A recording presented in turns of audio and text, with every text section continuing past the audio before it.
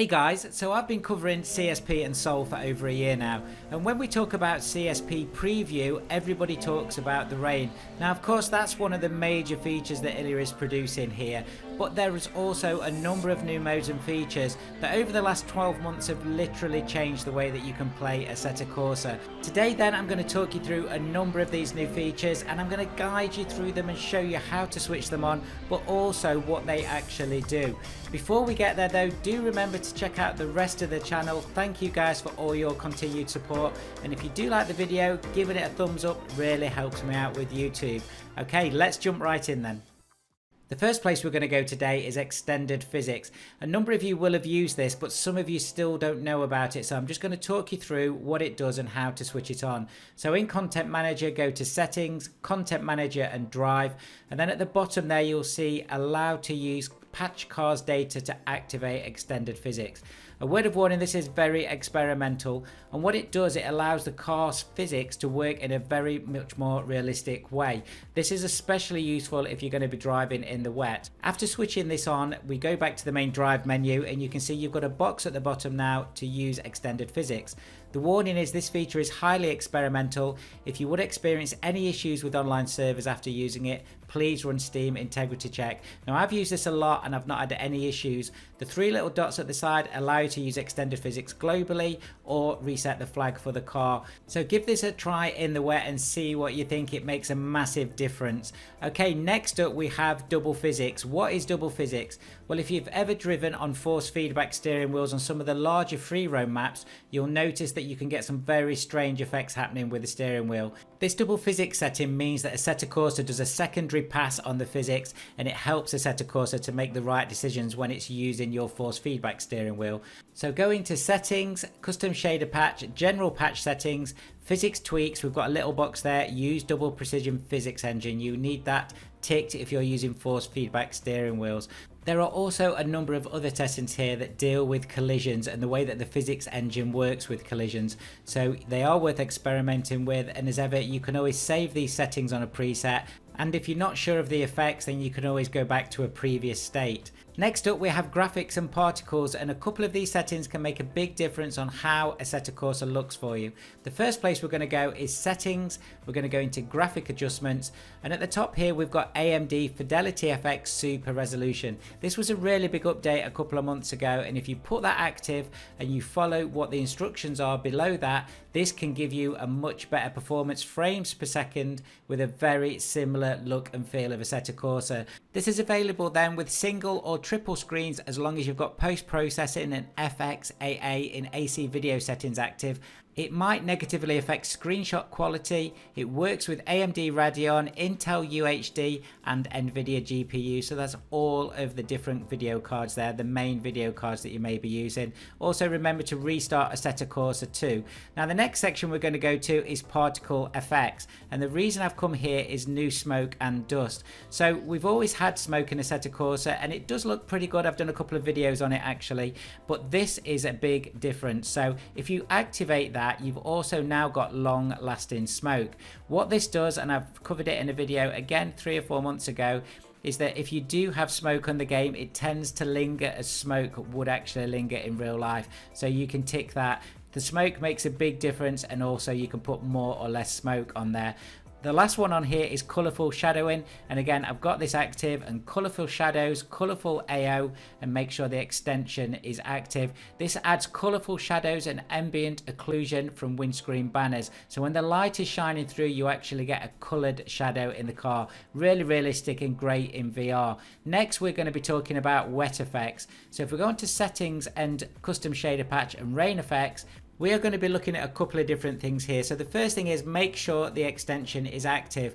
Now you've probably seen screenshots where you can have drops on screen depending on what rain effects you've got. If you put that as active, you actually get raindrops falling down the screen as well as the raindrops in game. There are a couple of different settings here for first person view and chase cameras also. car cameras, you can have large, small drops, or you can disable, and the same for free camera. The next place we're going to look is Racing Line. So I have covered this in a video again a couple of months ago. You can click Racing Line Active, which gives you a full racing line that dries, and if you put it in debug mode, you can actually see that as in the videos on screen right now. This is for future development, and it just shows you how exciting Assetto Corsa is going to be with full rain effects moving forward. Next up we have walkabout mode, and this is massive, so if you've never experimented with this, you're missing out. If you go to Steam Library, Steam Apps, Common and Assetto Corsa, go into Extension and go into the config area. If you look down at the bottom there, you will see a config file that is called walking out. It's just here, look. If you right click on that and open it with a notepad, you can actually change one of the settings there that allows you to get out of the car and walk around in Assetto Corsa. So there's a number of bits of instructions here. So we can say it's an alternative camera mode trying to behave as if it's a first person thing. So this is all experimental, but it's a lot of fun. Now you will see where it says basic halfway down, you've got enabled equals 0. To actually enable this, you need to change that to equals 1. Underneath that as well, where it says person, you've also got how big the person is going to be when you're walking around, also walk speed and sprint speed, and you can jump as well, so you can also experiment with those. How cool is that? So once you've enabled it, you click on file and you click on save, and then you can jump into game on practice or track day, and you can get in and out of cars. So let's just take a look at this. I'm going to pick a car, I'm going to pick a track. It doesn't matter what it is, although some cars do have different animations. As I'm sat in the car in first person mode, you'll see it says press E or hold E to get out of the car. If you press and hold E on the keyboard, you are now outside of the car and you can walk around. Not only can you walk around, you can also jump, sprint and crouch, just like any first person game. And guys, just so you know, here I'm running Soul 2.2 and Pure 0.32. Looks gorgeous at Thruxton, a great course in the UK. So yeah, this is really cool, and if you do walk up to the car again, you can press E next to the door and it will actually animate you into the car. If you do use this on track day, you do need to switch AI flood off, and then you can choose many cars. Next up, we're into rain tyres. Yes, you can have rain tyres on Assetto Corsa. So here we are in the FW14, Nigel Mansell's favourite car from the early 90s. And as you can see, we've got slicks on, but it's raining. If you go back into the pits, you can actually then change into rain tyres. Now this works on a number of different cars now. So you can see you can cycle through the tyres, qualifying or your standard medium soft, but then you've got rain tyres. This doesn't make a difference at the moment on the physics, and you do need extended physics highlighted, as I've shown you earlier on in the video, to get this to work. But this again is one of those things that's going to be developed as we go forward in CSP. Next up, we've got new mode. So what do I mean by new mode? So settings, custom shaders patch, and new modes there. These new modes, again, very experimental, and it's new game modes driven by Lua scripts. Again, you have the extension that you can activate, and then you can choose the different script modes here.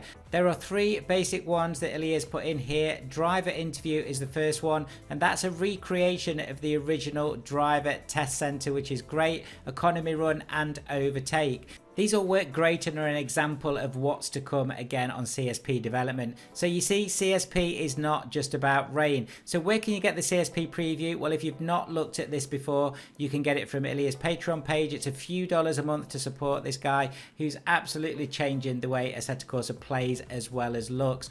Also, Peter is working very closely with him on all the Soul development and of course Pure now. Both sets of these projects, as well as all the other modders creating for Assetto Corsa, are making this game still relevant in 2021. Absolutely brilliant.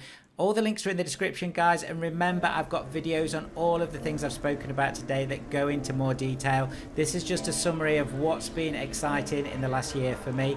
Thank you to all the people that are supporting me as members. Your names are down below. Thank you so much, guys, for watching also. See you very soon.